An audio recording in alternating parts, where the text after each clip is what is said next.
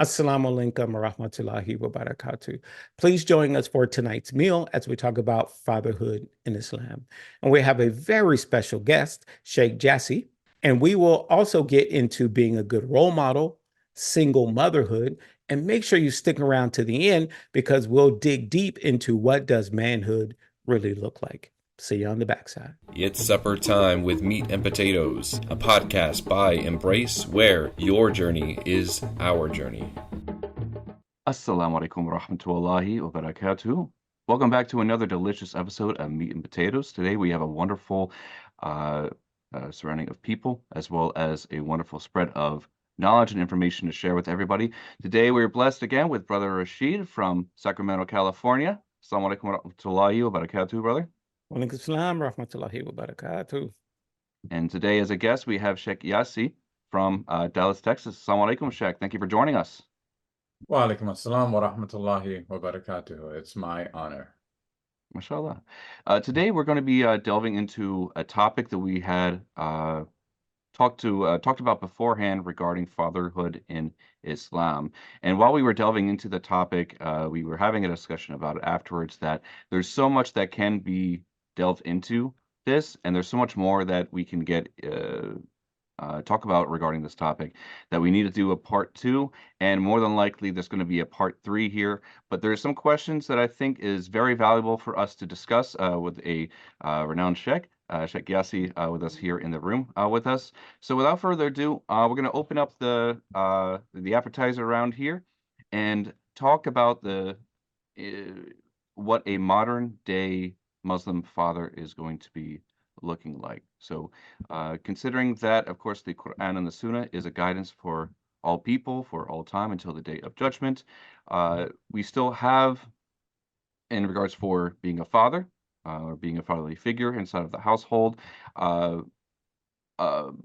standards as well as honors, as well as responsibilities that we're supposed to uphold to. Of course, culture, time, the expectations regarding people may change, but it doesn't necessarily change the way how the Sunnah and the Prophet ﷺ and his guidance is supposed to direct us. But on that note, let's go and give open up to Sheikh Jassi.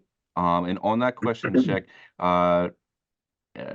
to start us off, if I were to ask you, Sheikh, what would a modern day Islamic father look like? If you were to answer that question for us, Bismillah. Very, very good question, first of all. And I like the way, or what you mentioned, that in general, fatherhood and what a good father looks like, whether it's modern, classical, or what have you, they will still have the same element. But like you mentioned, culturally, there may be some things that are different. But I want to somewhat answer it generally. So a modern day father would look like a father who is involved in his child's life. So this means that he's involved in spiritually educating him. And so how does it look like now? It may be, driving to the masjid. In the past, it may be walking to the masjid. It may be sitting with the children with a halaqah, reading a book, YouTube, modern day, but spiritually been involved in that child. As a matter of fact, we have, even in the Quran, the story of Luqman, and many of the scholars say that he wasn't even a prophet, yet Allah mentions his story, in particular his conversation, his involvement with his child, and his advice in the Quran, the last revelation. And the revelation is limited, in terms of things that are mentioned. Not even all the prophets are mentioned in the Quran, yet Luqman, may Allah be pleased with him, his conversation with his father is there.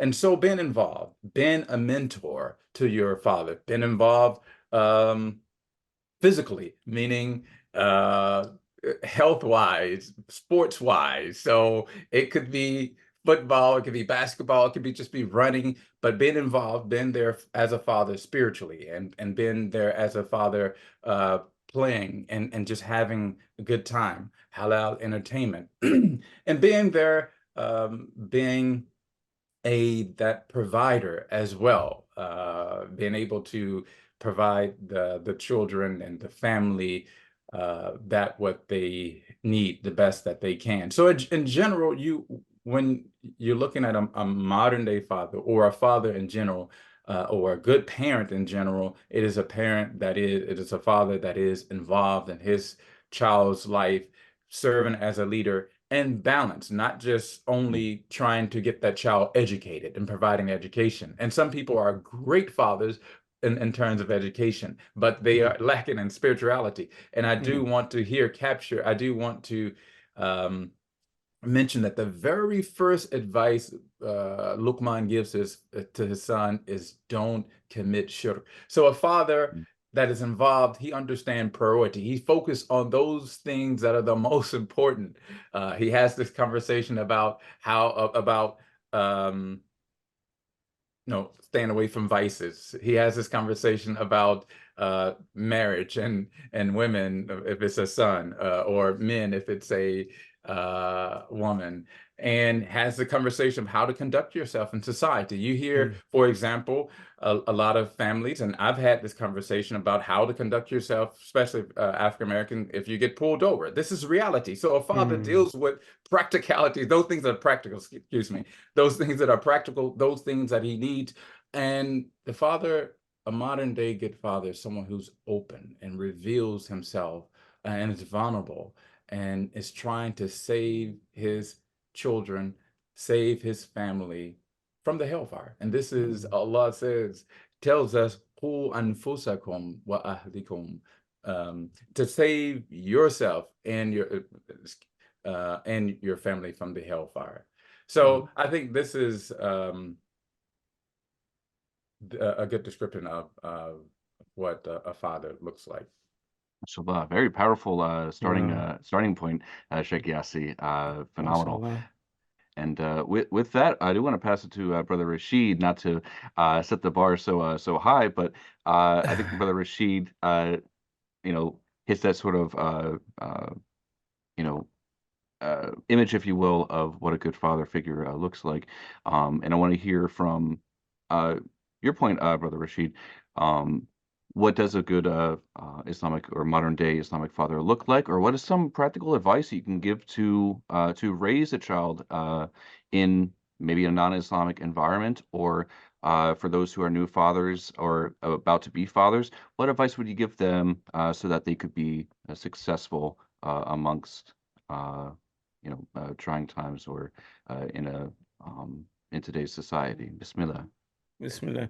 Assalamu alaikum warahmatullahi wabarakatuh. Bismillah. And Sheikh Jassi, that was some beautiful advice. And I'm finding myself taking notes over here, even though my kids are grown and gone. And I'm like, okay, there's still some parenting tips, that I can get out of the Sunnah. Alhamdulillah. So thanks for presenting that to us.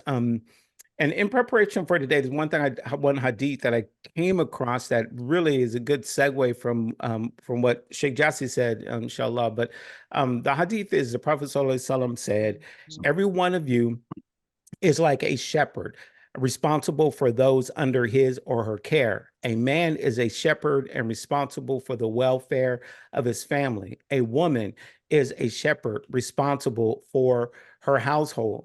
And in reading this and in listening to Sheikh Jassi, it's all about being a practical leader of the home, in a sense. I mean, the woman has her rights and the man has her rights, and nothing separates that but taqwa. So I'm not trying to say that women are less than men, because that's not in Islam at all. But we as men, we're supposed to be good leaders and good shepherds to our children. So we want to teach them the best that we can, all the practical things that exist within this world. Like Sheikh Jassi said, even if you get the smallest things, even if you get pulled over, as a Black man, I'll just say, in society, we need to impart those things to our children, how to be a responsible parent into your home. These are the kinds of things we want to teach our children, and how to be financially responsible. We need to be financially responsible for our children, but we also want to teach our daughters and our sons to be financially responsible people within their own homes as they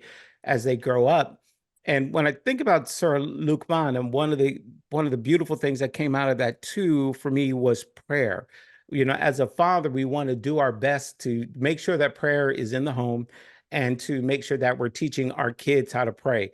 And from a selfish note, we want to teach our kids that any dua that's not made for the parent, for the father, those are things that are listened to. So I want to teach my sons and everybody out there, please pray for your parents.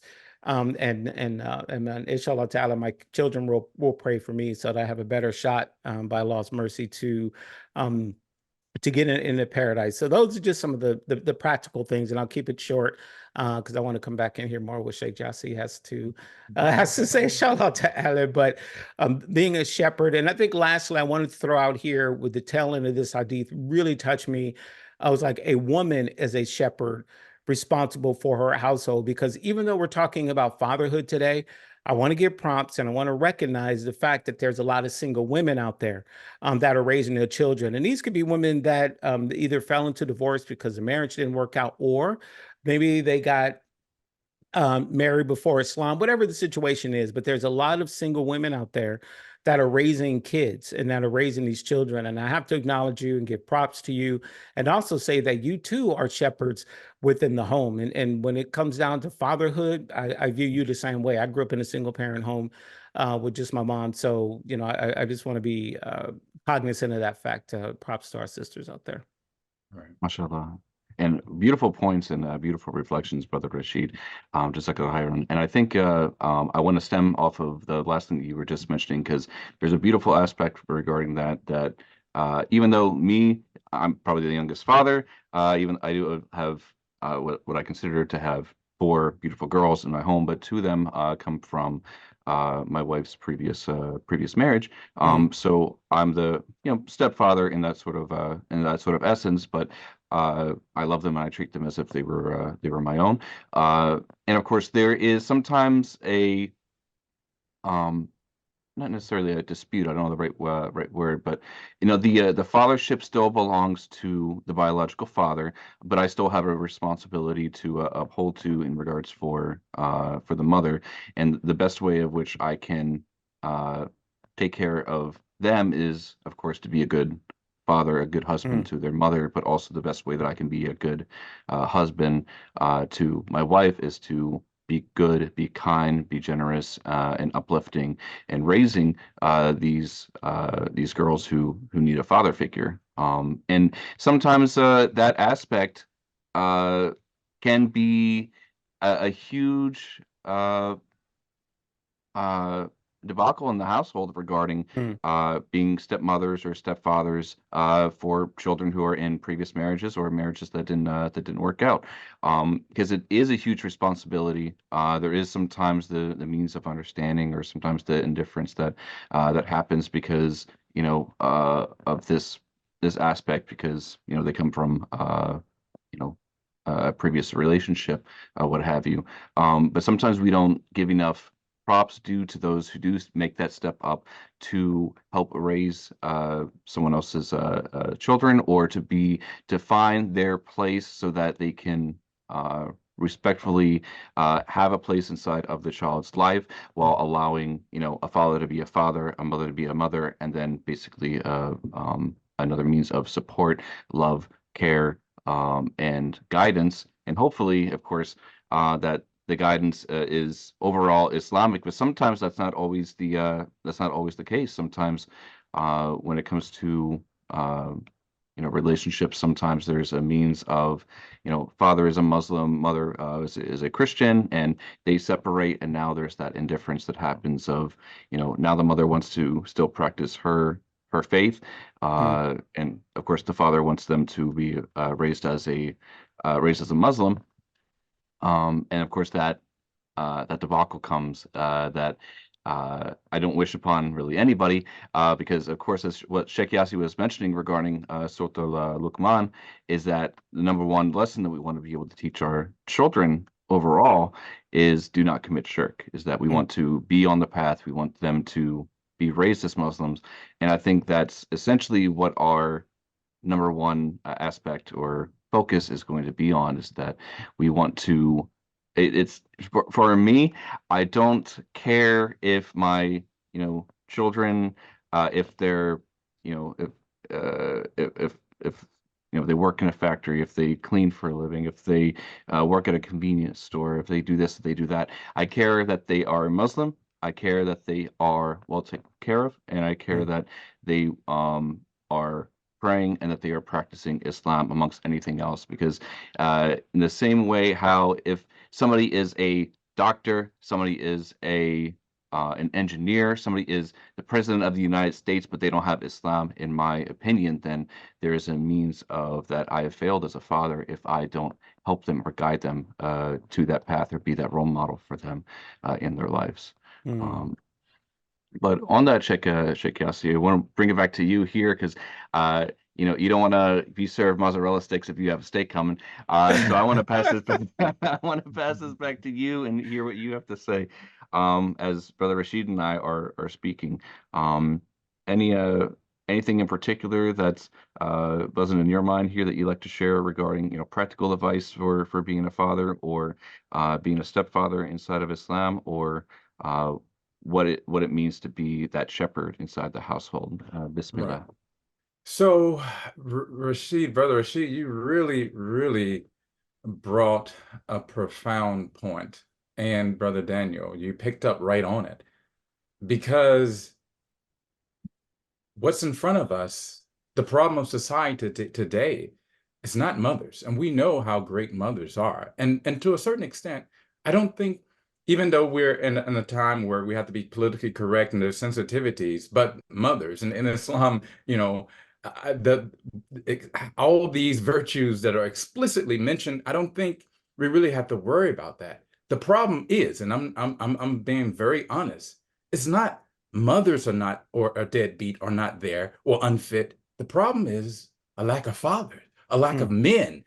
And this has been the problem. And again, speaking as an African American, this is definitely the problem in our community. right. Missing fathers, either in prison or this, or even sometimes, even in the Muslim world, they're overseas working. And so they're not involved in their Mm, child's life, or they're making a living, but they're not involved. The problem that we have today is fatherhood, not motherhood. mm, And especially in America, you have so many single mothers, so many houses that are broken because there's no fathers. mm, So this is a topic that really motivates me, that really I want to let people know is very important. Fathers, I mean, you should take that very seriously. Yes, motherhood is important, but I think we understand that, and people generally love their mother. Again, you have this attachment. The problem are not with the mothers and their roles. The problem, I think, is with the fathers and what it means to be a father. I think society struggles with that more. And what does it mean to be the head of the household and a leader? And what does it mean when that leader is missing? So I really appreciate you mentioning that point. And even you find, and I used to serve as a chaplain in prison, people love their parents, even quote unquote people who are locked up criminals. And you mm, find many of these people, you read their stories. Many of these people who were in prison who did wrong things, it wasn't because their mother wasn't there. It's because their mother was working 2 jobs and this, Mm, and and the mother without the father, because you have to have a team. They wind up being the streets wind up capturing them.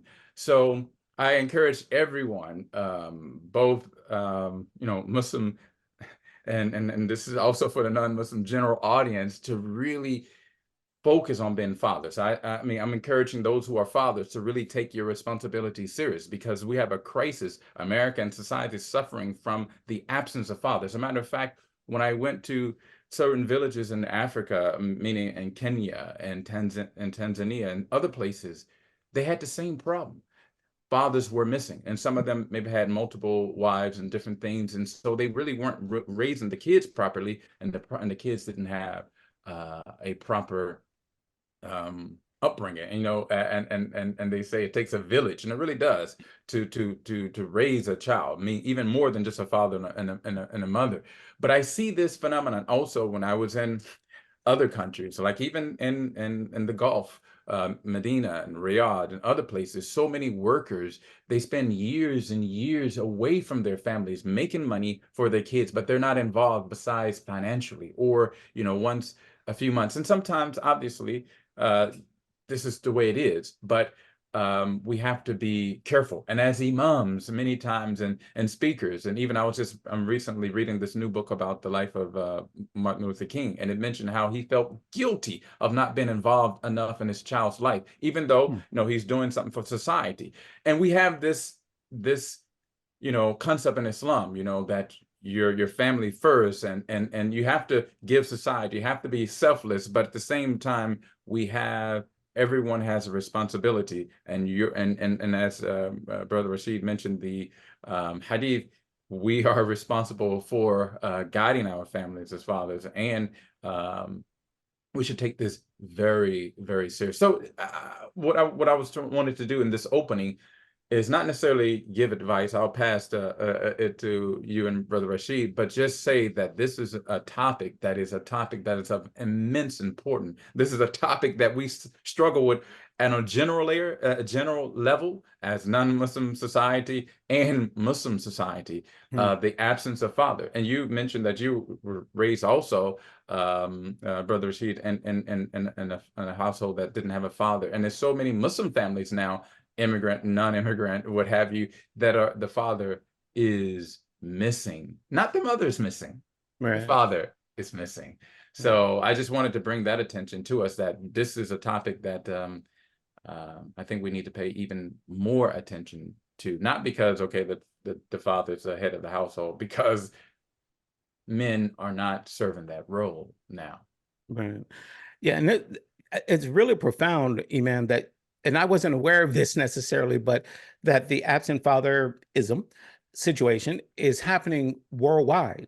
It's global. I guess I was focused so much on the divorce rate here in the United States amongst Muslims and non-Muslims, which is extremely high. And I read the number yesterday, and I apologize that I didn't write that divorce rate number down. But the fact that there's so many divorces here within the United States, but we can expand that out to even say it's global, to where the fathers are absent. And I guess to give my dad a little bit of props, my mom and dad weren't married.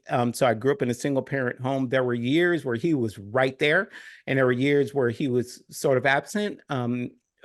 So I say I had a father, but I just want to be clear on that, and much respect to my dad, Rahimullah, and to my siblings out there. But there was some years where he wasn't there. So I kind of feel that single motherism and what mothers have to go through. And to all my brothers out there, I get it. Sometimes marriage just doesn't work and divorce happens. But what we do want to do, again, is be shepherds to our children. We don't want to drop seeds and walk away. Because oddly enough, our daughters are going to marry. They're going to learn what a good man is from their dad. And if the dad is absent, what kind of man potentially is this daughter going to marry? Maybe she'll marry a good man, but maybe sometimes things are going to be kind of questionable. So I applaud Daniel so strongly, because he's got 4 girls and he's right there for his daughters. SubhanAllah. So may they all continue to be the comfort of his eye, and may marry good women. And the dads, what kind of impact do they have on their sons? The sons always look up to the dad and want to please them and be like them, and things of that nature. I know I did that with my own father. So for those dads out there who are divorced or not there, please do not be absent. Be there as much as you can. I know the mama going to drive you crazy sometimes. At least that's what you think. But it's not about her. It's not about her. It's about your kids. It's about your kids. And Brother Daniel, could I just clarify one thing?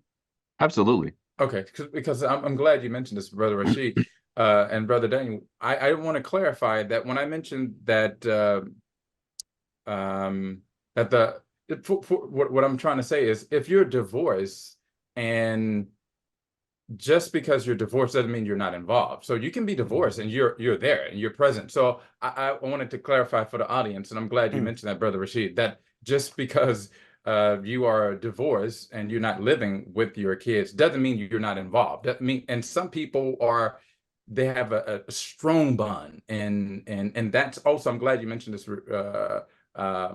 point, because it's not an excuse also. Because someone, so I want to clarify, because just because someone grows up in a single family with a single mother doesn't mean that the father's not there. So I should have said that. And I didn't mean that. But Right. but yes, I just want to clarify. I'm not saying that, and that's not a cop out or an excuse. Just because you're divorced, you still have rights on those children, and that doesn't mean that you are missing per se. So Alhamdulillah. I'm glad you mentioned that. So I just want to clarify that for the audience. Mashallah. Sure. And you mentioned Sheikh Yassi in regards about rights, and I think that one of the topic that sometimes it gets thrown into this is in regards about rights, is that there is an understanding regarding as men there are rights to the spouse, rights to the children, and sometimes that focus is sometimes what they focus more on as opposed to what is it actually trying to find the definition of what it means to be a father. Our focus is okay, what is my job as a father? So what does Allah subhanahu wa ta'ala say inside the Quran? What does the Prophet sallallahu alaihi wasallam give us as advice in regards for being a good father?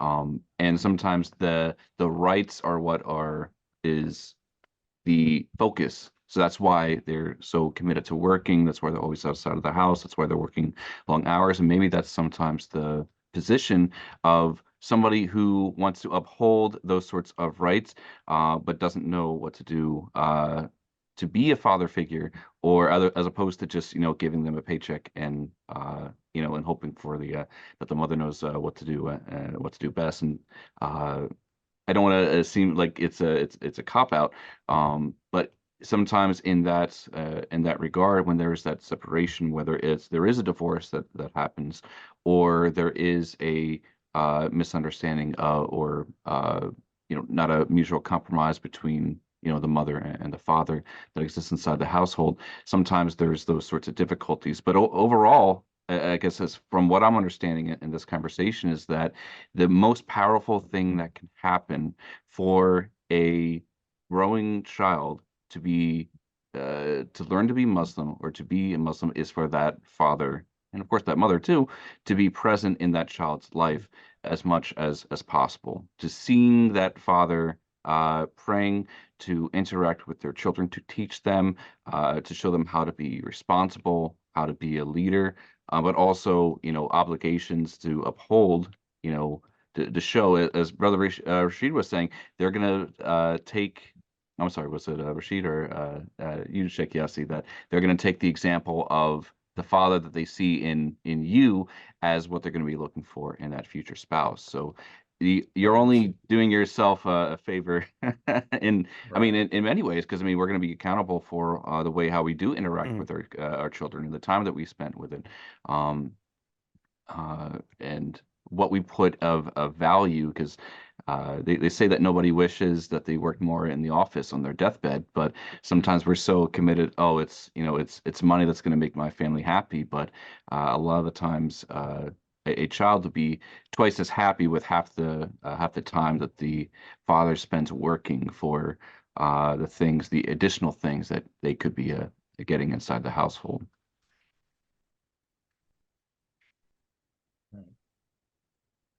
But Yeah. uh, I'm sorry, Sheikh, or Brother Rashid, was there something you wanted to mention?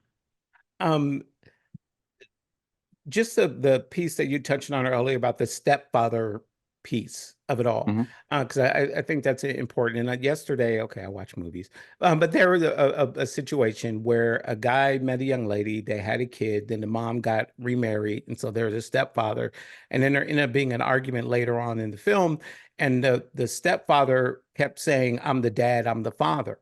And he was going down that road. And I was like, man, that's so much Islam in that part right there, because even though he was the dad, he helped raise those kids, but he's still not the father. And hopefully, Sheikh Jassi, please correct me if I'm phrasing this backwards in terms of the correct language. So in other words, I applaud again what you're doing, Daniel, because you recognize that even though you married this young lady and she had kids by another young man, that he's still the father.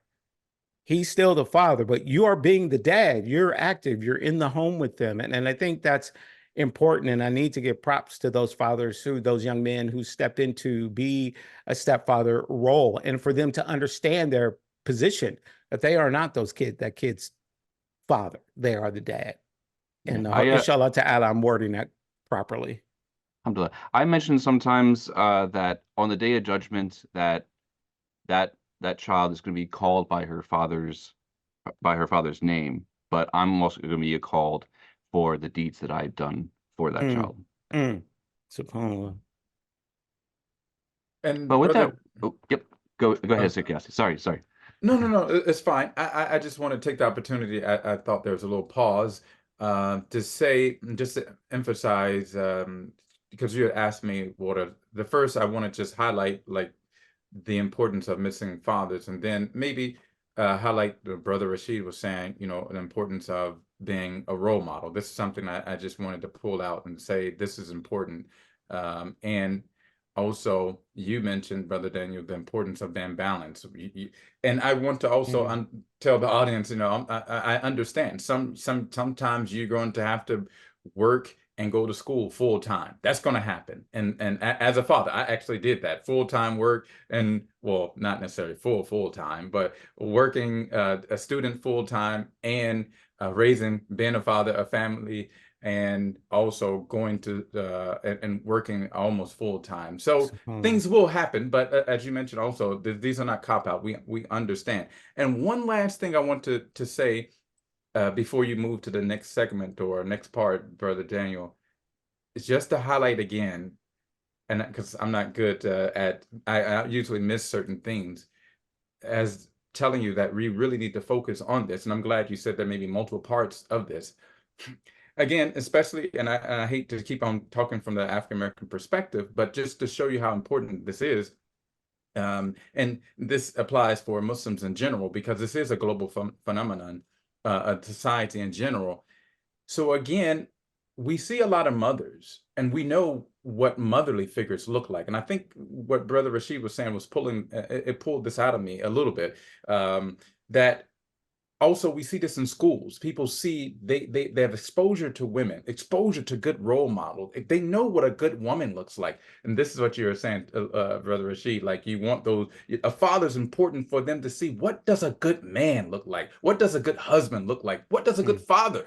Many times our children, our daughters, our sons, both don't know what a good husband look like, what a good father looks like, because again, many times the fathers are missing because of one reason or another. So I just wanted to highlight that point too. And these are points that are made generally, that we have a problem with, again, even understanding, what does manhood look like? What does fatherhood look like? Because the problem is not with missing mothers for the most part. The problem's with missing fathers. So I hope I'm not belaboring the point, but I just really want to emphasize that this is something that we need to pay very, very close attention to. Inshallah. And may Allah subhanahu wa ta'ala guide us, protect us, and allow us to uplift our own families, and allow us to be present in our child's lives, as well as good role models. And those who, as Brother Rashid was mentioning, we can, you know, uh, do it for self-fulfillment, because we want that dua that they make after we have passed away. Alhamdulillah, we want to be those righteous fathers and have those righteous children, so that those duas get accepted. I mean. I mean, But with that, we'll come to our closing segment here, our little dessert round, before our last reflections before we go ahead and close. I usually Brother Rashid brings the bean pie, but for me, I'm currently on that shoe fly pie kick here. That's Pennsylvania Dutch thing, that molasses pie thing. Some people love it, some people hate it, but uh, but I guess my reflection regarding this is that there are so many rewards in regards for good mentorship and fathership inside of Islam, that it shouldn't be anything that we stray away from. Any sort of interaction that we have with our kids that winds up teaching them that deen, in the same way how we want to make dawah to our neighbors, to our loved ones, to our family members, to those who have not come across to Islam. It is just as essential and just as valuable to be able to do the same exact thing, to be able to teach it to our children, who may be able to be the da'is in their circles of people because of the Islam and the guidance that you had taught for them. In the same case, that showing that sort of example as to how to be a good father, a fatherly figure, is again going to be the guidance that we provide to our children, so that we can give it to the next generation, and that we can set up the future household that is going to be coming visiting, grandpa and grandma later on in the future. Inshallah. But with that, all those in perspective, is that any sort of effort is worth doing for those, for our wonderful kids. May Allah subhanahu wa ta'ala bless them and make it easy for them. I mean, so Sheikh Yassi, on your part, what are you bringing to the table for the dessert round? What's your go-to? Uh, I used to be a really have a serious sweet tooth, so Hmm. it's kind of hard to Yeah, to choose your one. smile is not convincing me, but okay. Yeah, no, I see otherwise. Nah, but let's. So when you told me that, I'm like struggling. What can I bring? What can I bring? Because there's so many things. But I'll come simple. We'll say a German chocolate cake. MashaAllah. Yeah, we'll come simple today, inshallah. Um, but I just want to conclude by saying, I mean, Allah mentions, and we still recognize parenthood and fatherhood as something that's very pleasurable.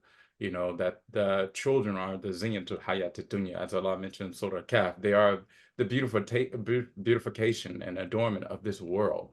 And being a father and being a mother, maybe even sweeter, that word mama, but being a father is something that is good.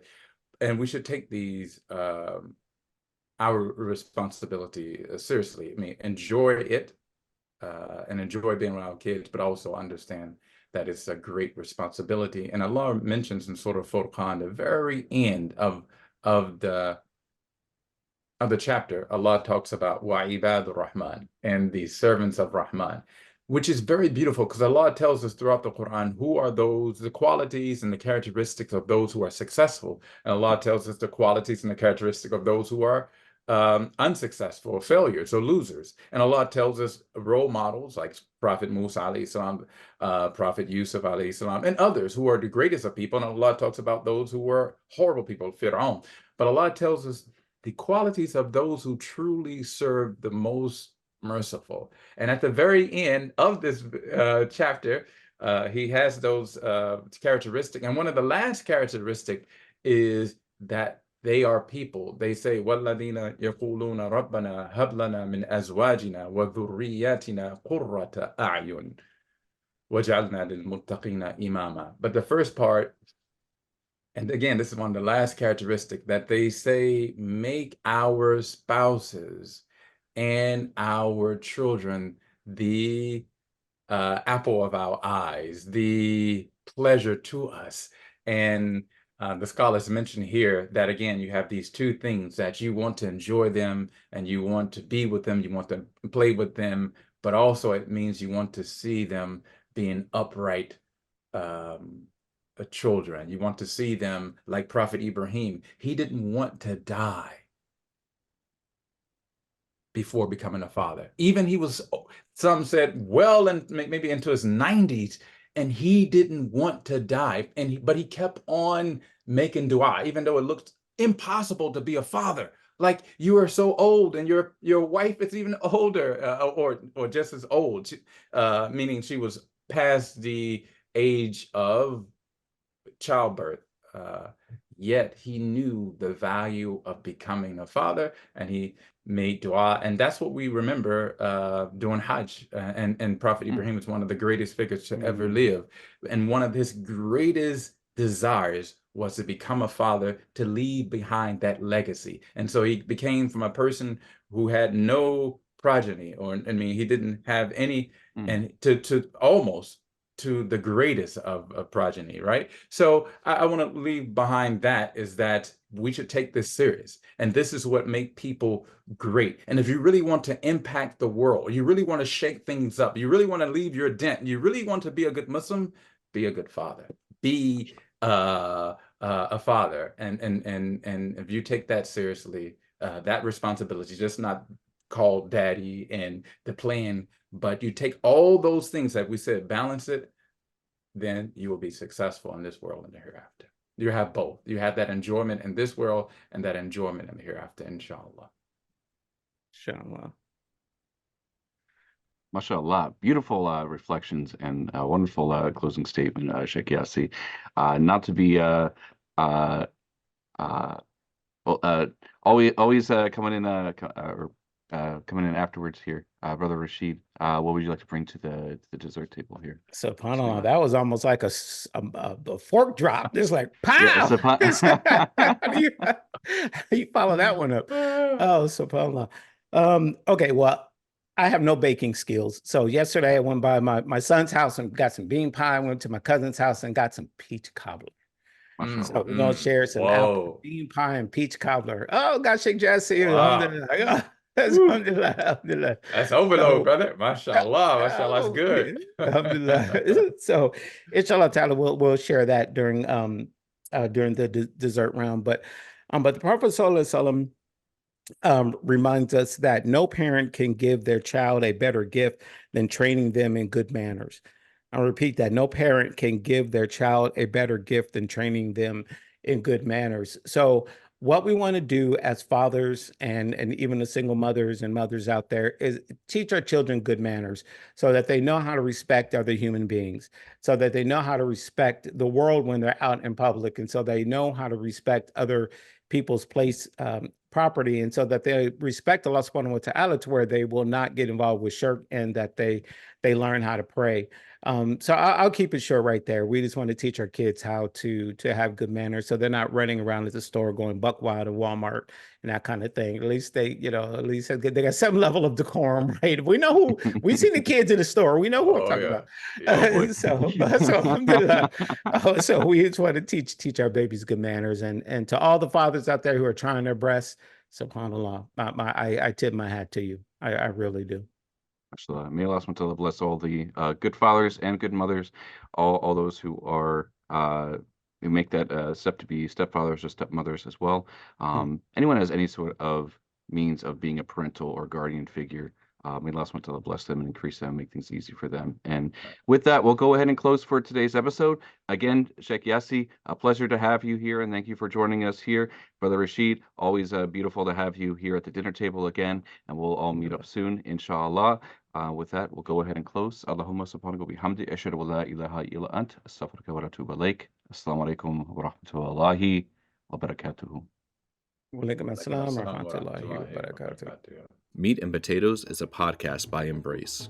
Embrace is a comprehensive convert care and empowerment organization dedicated to providing Muslim converts with social and educational spaces that encourage growth, shape their Islamic identity, and equip them with the tools they need for their lifetime journey. To learn more, visit us at www.embracereverts.org.